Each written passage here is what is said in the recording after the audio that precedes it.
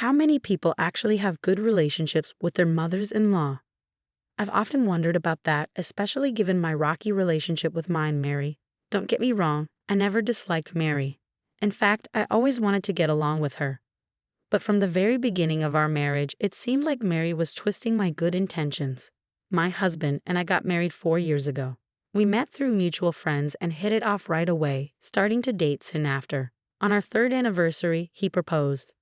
He's not much of a talker, but he's always been kind and calming, a real rock for me. So when he asked me to marry him, there was no hesitation.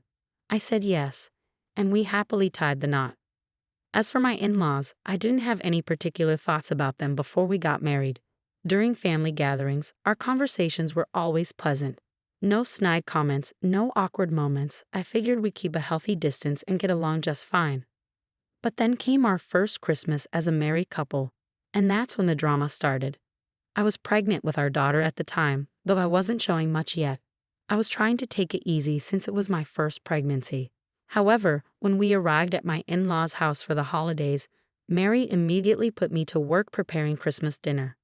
My husband was busy drinking with my father-in-law, Bob, and didn't notice how I was being treated.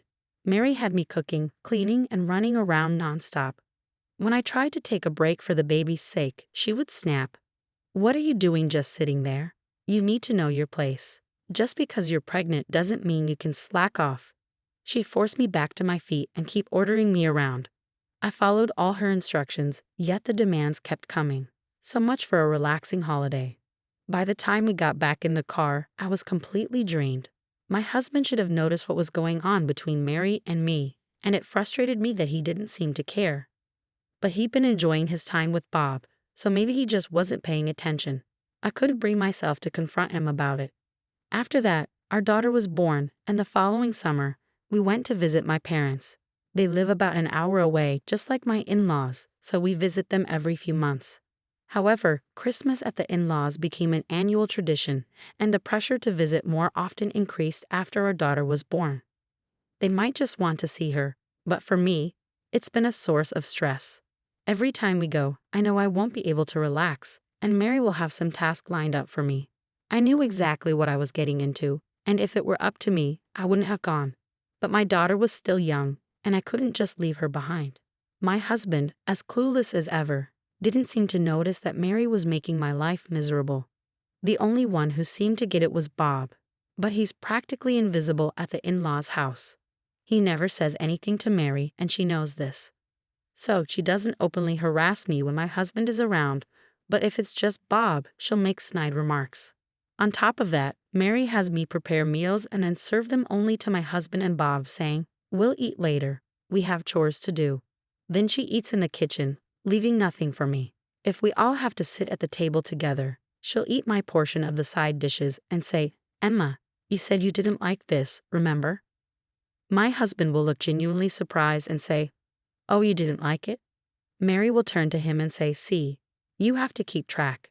Emma is so picky," which is nonsense. I'm not particularly picky and generally eat what's given to me. Dealing with Mary's subtle harassment had become exhausting. On one particular visit, I realized I'd only managed to eat one meal over a 2-night stay. This wasn't unusual. It had become so routine that I started bringing my own emergency snacks, like sweet bread and cookies, whenever we visited the in-laws. Since no meal was ever prepared for me, I would just eat them quietly in the kitchen afterward. Mary, of course, noticed and said, "Isn't it a bit much to bring your own food? Shouldn't a daughter-in-law show some restraint?" She mocked me, but by then I had learned to tune her out to some extent. Sure, it still irritated me, but I no longer felt like a failure as a daughter-in-law. This continued for several years after our daughter was born. By the 5th year of our marriage, I was pregnant with our second child, and once again, we went to the in-laws' house for Christmas. However, something was different that year. My husband, who usually jumped straight into drinking with Bob, seemed to be acting a bit strange. As soon as we arrived, Mary, as expected, pounced on me with, "Emma, can you help with the Christmas dinner?" Knowing that help meant doing it all myself, I simply agreed. But before I could even get started, my husband, who had been unusually attentive, interrupted. "No, Emma can sit." "Mom, Emma is pregnant with our second child," he said firmly. Even so, when I tried to speak up, my husband sharply snapped, Just sit down. I was shocked. This was so unlike his usual calm demeanor. Before I could react, Mary chimed in. Look, things go faster when women handle these tasks. Emma helps me every month, so just sit down. Okay? Come on, Emma. Unable to do anything else, I ended up being bossed around by Mary as usual. But today was different. My husband was following us into the kitchen. Mom, where's Emma going to sit? You're going to help too, right? He asked. Mary quickly fetched a chair and set it in front of me, saying, Here, sit down, Emma. You're pregnant, after all. Her tone was uncharacteristically kind, while my husband just stood there, silently observing. Mary, growing restless, tried to get my husband out of the room. Why don't you go have a drink with Dad? She suggested, but he didn't budge. Then, when our daughter started fussing, Mary tried again. Listen, Betty's crying. Go soothe her. Finally, my husband left the kitchen, and Mary immediately sighed. Oh, I'm tired. Emma, just finish the rest yourself. Stand up. Pregnancy isn't an illness. She snatched the chair from me and sat down. But Mary's relief was short-lived. My husband returned, carrying our daughter. Caught off guard, Mary tried to stand up but ended up falling with a chair. My husband glared at her. Why are you sitting, Mom, while Emma is standing? He asked in a cold voice. Flustered, Mary stammered. Oh, my back just started hurting a bit. I just switched places for a second. She hurriedly returned the chair to me. Thanks to my husband's presence, Mary actually helped with the Christmas dinner prep, and we finished in half the usual time. Still, my husband remarked, this was much quicker than usual, even though you both should be working on this every year. His comment was mysterious, and Mary didn't reply. Instead, she said, I'm going to start preparing dinner. Why don't you go to the living room with Betty? She tried to smile as she said this, but my husband didn't move an inch. Instead, he said, Mom, why don't you want me in here? Is there something you're trying to hide? Mary was clearly flustered but managed to stammer, No, not really. My husband sighed and said, Call me if you need anything, and then returned to the living room with our daughter. Once he was gone, Mary shot me a glare. Did you say something to John? She hissed. I was just as surprised as Mary. I never imagined my husband would behave like this. I haven't said anything. I don't know what you're talking about, I replied, genuinely confused. Mary exhaled sharply, then muttered, Fine, whatever. After dinner, you'll be cleaning upstairs. You know the drill, you do it every year. I prepared dinner as usual, and just as typically, Mary served my husband, Bob, and herself first. But today was different. My husband firmly insisted, We won't eat until Emma joins us, disrupting Mary's usual plan. So we all ended up eating together. He kept adding more side dishes to my plate, saying, Emma, you're pregnant, you need to eat well. Normally, Mary would give me smaller portions, assuming I disliked certain dishes, but this time she couldn't intervene. Emma, are you sure you like that? You don't have to force yourself to eat, she said, trying to take the dish away. But my husband stepped in. No, Emma eats what she's given.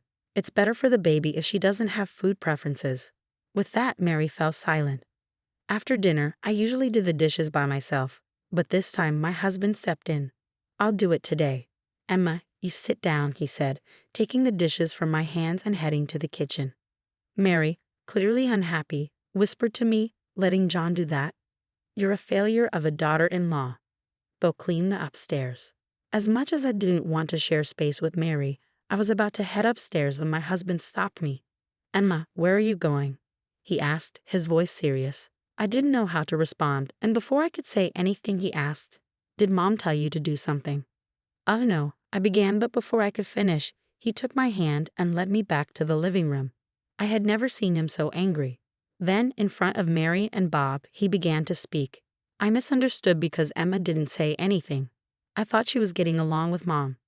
Mary looked shocked at his words. What have you been doing to Emma, Mom? He asked, his voice cold. Mary, clearly flustered, stammered. What are you talking about? Emma and I get along just fine, right, Emma? She looked at me, seeking validation.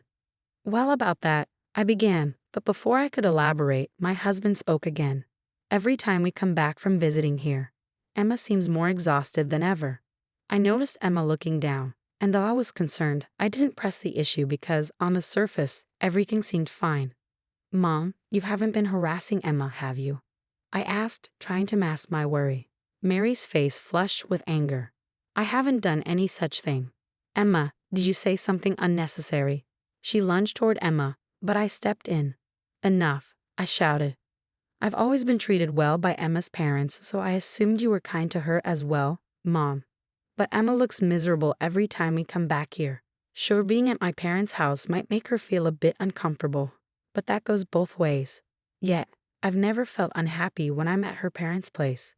They're really good people. My voice wavered, and I could feel tears welling up in my eyes. Seeing me like that, Emma started to tear up too. I turned to Mary, who was visibly uncomfortable. Mom, can you really face Emma's parents like this? Can you honestly say you treat Emma well? Just then, Bob stood up and apologized. I'm sorry, Emma. I also noticed that Mary had been distant with you, but I didn't say anything. I'm equally at fault. I'm truly sorry. Hearing this, I turned to Mary. Mom, you should apologize to Emma too. Saying sorry won't fix everything, but it's a start. But Mary wouldn't even look at Emma, let alone apologize. Seeing this, I sighed deeply. If that's how it's going to be, Mom, then fine. We won't be coming back to this house ever again. Mary looked shocked. That's not fair, is it? She pleaded. But I ignored her and started packing our things. Mary began sobbing uncontrollably, but no one, not even Bob, comforted her. Let's go, Emma, I said, picking up our daughter and calling for her. Mary collapsed on the floor, crying, while Bob just sat there with his head down. In that awkward atmosphere, we left my in-laws' house.